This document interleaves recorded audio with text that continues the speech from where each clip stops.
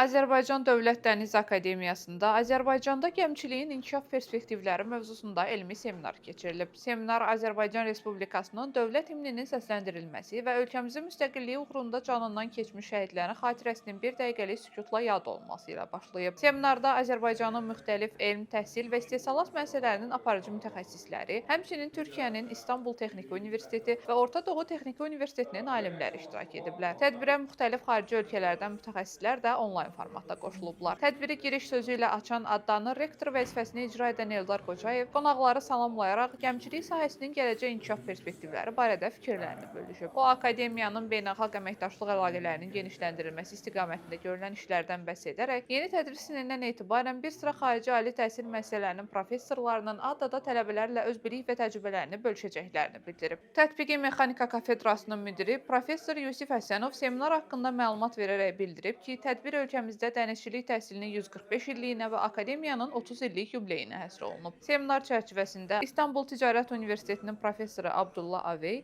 Azərbaycan Respublikası Müdafiə Nazirliyinin Hərbi Dəniz Qüvvələrinin nümayəndəsi Fərman Nağıyev, ADDA nümayəndəsi Ruslan Əlcanov öz məruzələri ilə çıxış ediblər. Tədbir iştirakçıların xatirə şəkli çəkdirməsi ilə yekunlaşıb. Zəhra Rahib qızı, İsmail Rəhimoğlu, ADDA xəbər.